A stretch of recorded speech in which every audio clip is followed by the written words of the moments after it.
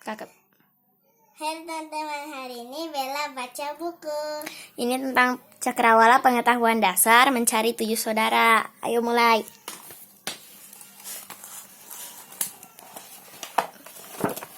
Oke, kita mulai. Pencet dulu ininya. Halo, aku Walter. Cakrawala Pengetahuan Dasar Mencari 7 Saudara. Hai, namaku Nick. Aku tinggal di Amerika Serikat.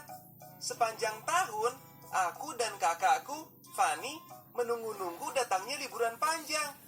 Ketika liburan datang, kami menumpang kereta api Paduka Express menuju Paduka Falls. Apa? Kalian belum pernah mendengarnya? Itu tempat nenek kami tinggal. Dan inilah dia. Namanya Nenek Gampelmeyer. Tetapi ia lebih suka kami panggil Nenek Gisi. Ini rumah nenek. Rumah ini seperti pemiliknya, yang ramah dan penuh kejutan.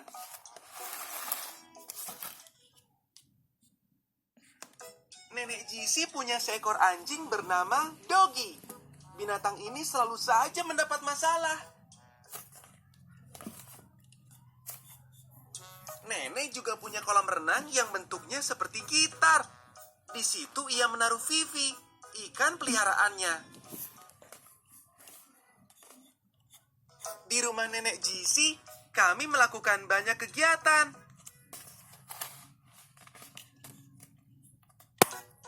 Kadang-kadang kami menari dan terkadang bekerja. Tetapi kami selalu gembira.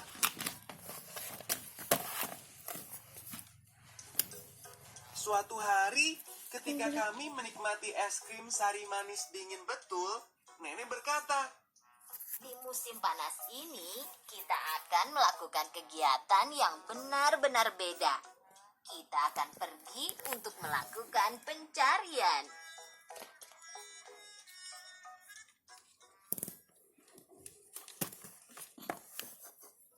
Pencarian? Seru kami bersamaan.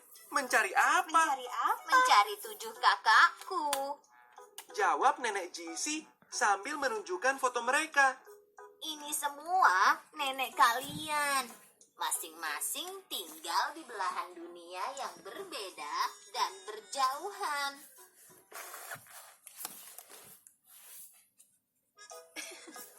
Mereka semua mirip nenek.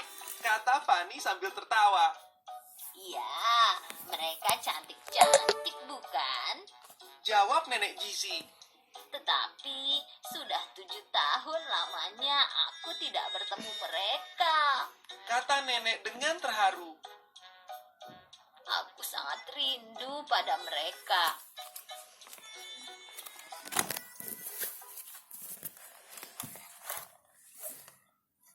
Kitty di Amerika Serikat. Dahlia pindah ke Australia.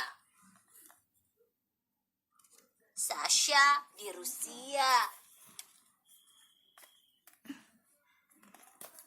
Natalie di Italia. Trina pergi ke Kenya.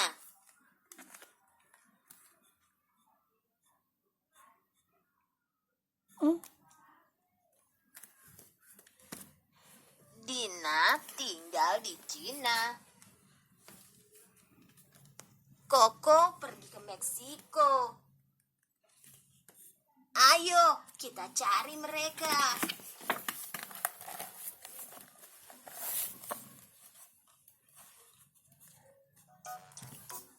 Maka kami pun bergemas-gemas. Sampai akhirnya kami siap memulai perjalanan.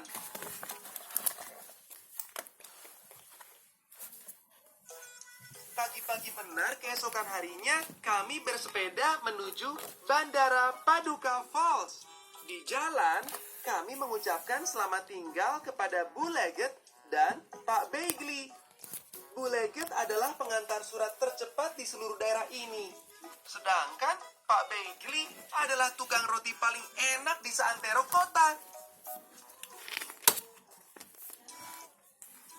Bu Reding, petugas perpustakaan, melongok dari jendela kantornya.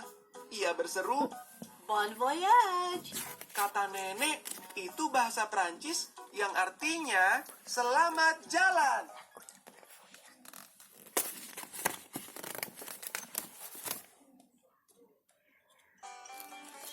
Dengan naik balon udara panas, kami menuju barat melintasi Amerika Serikat. Ketika terbang di atas Grand Canyon, tampak orang bersampan di Sungai Colorado, sekitar 1 kilometer di bawah, Mereka terlihat kecil sekali dari atas sini. kata Fanny. Ya, Grand Canyon adalah jurang terluas di dunia. Jurang ini dibentuk oleh pengikisan Sungai Colorado selama jutaan tahun.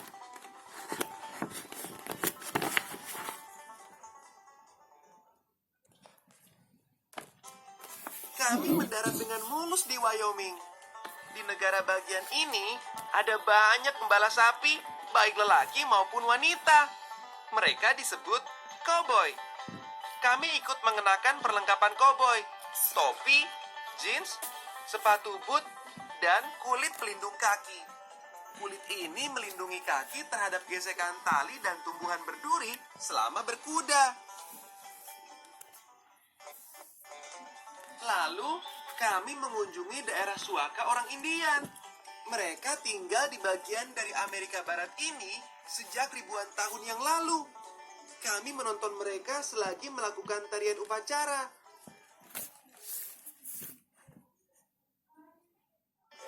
Malam itu, kami berkemah di bawah taburan bintang.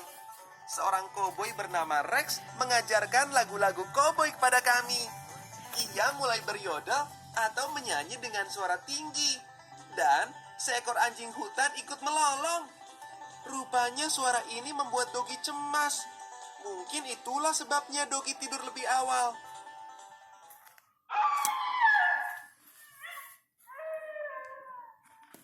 Keesokan paginya, kami berjumpa dengan seorang penegak hukum. Namanya Sheriff Bill.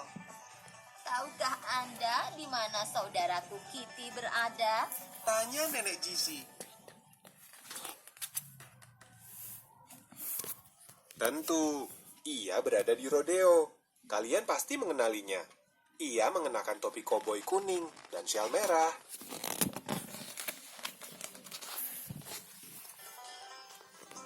Rodeo adalah pertunjukan koboi sejati. Kami duduk di bangku. Kalian melihat kami? Kami menonton kepala suku Indian naik kuda tutul dan koboi wanita bersepatu ungu. Kami juga berhasil menemukan Nenek Kitty. Apa kalian bisa? Tetapi, di mana Dogi? Ini Nenek Kitty ya teman-teman. Kalau Dogi di mana ya? Dogi. Banyak. Oh ini mungkin kalau tidak salah. Sepertinya itu. Oke. Ini.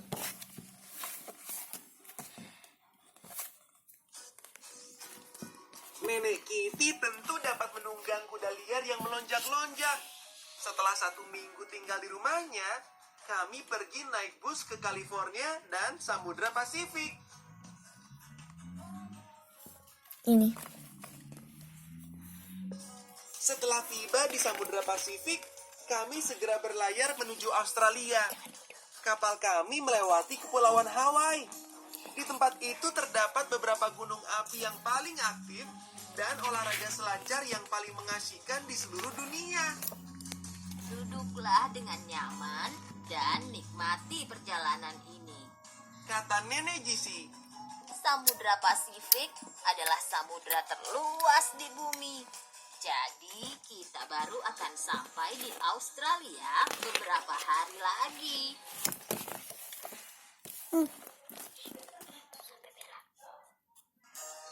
Setibanya di Australia, kami segera mencari Nenek Dahlia dengan mobil jeep.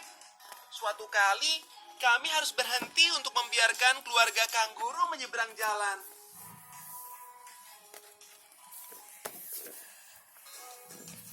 Kami melihat aneka binatang yang tidak ada di negeri kami.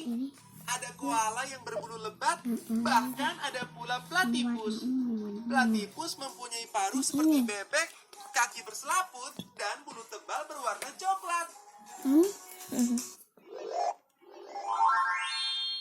Mereka melihat kanguru, koala, dan platypus. Kami bertemu seseorang bernama Bob. Ia mengajari kami cara melempar bumerang agar melayang kembali ke arah kami.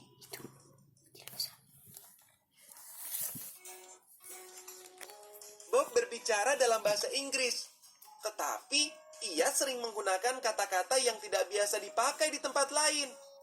Orang Inggris menyebut makanan food, tetapi Bob menyebutnya tucker. Anda pernah melihat Nenek Dahlia? Tanya Fanny pada Bob.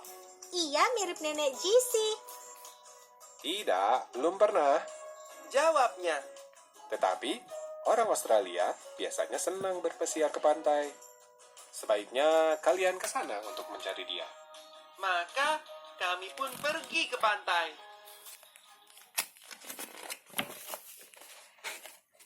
Ini.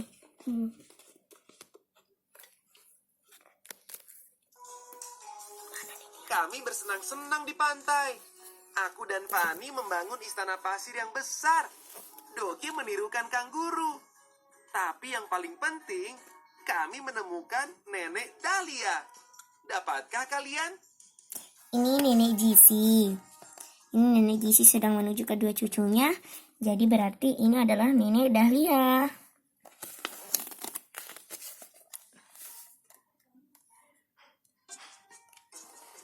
Nenek Dahlia ternyata jago main voli. Selama 3 hari, kami bermain bersamanya di pantai. Kami lalu mengucapkan selamat tinggal. Dan naik balon berkemudi menuju Cina untuk mencari Nenek Tina. Di Cina, kami terbang di atas hamparan sawah berwarna hijau. Nenek Jessie menunjuk tembok besar Cina yang tampak berkelok-kelok dari kejauhan. Wah, Kata Fanny sambil menjepretkan kameranya.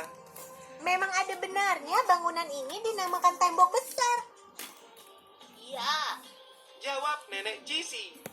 tembok besar Cina adalah bangunan paling besar di muka bumi yang dibuat oleh manusia. Hanya inilah bangunan yang dapat dilihat dengan jelas oleh astronot dari angkasa luar.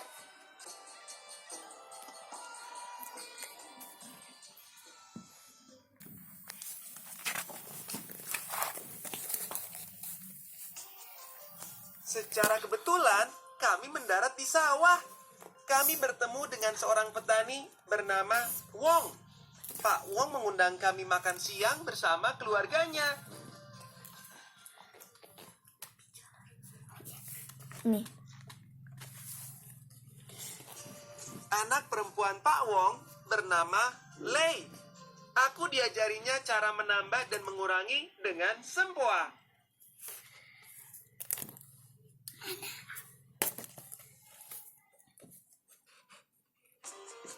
Anak lelaki Pak Wong, Chen Ho, mengajari Fanny menerbangkan layang-layang naga. Yang menciptakan layang-layang ialah bangsa Tionghoa. Kata Chen Ho bangga. Begitu juga jam dinding, bakmi, dan kembang api. Kata Lei menambahkan. Nih.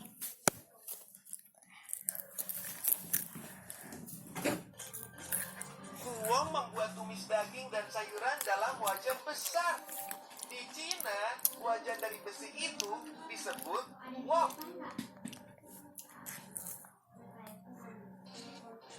Kemudian makanan itu disajikan dalam mangkuk berisi nasi. Rasanya nikmat sekali. Dogi merasa geli saat melihat aku memegang sumpit dengan canggung. Sini. Oke teman-teman, sudah dulu ya teman-teman. Bella, ayo kita pamit. Pamit Bella. Sampai jumpa lagi.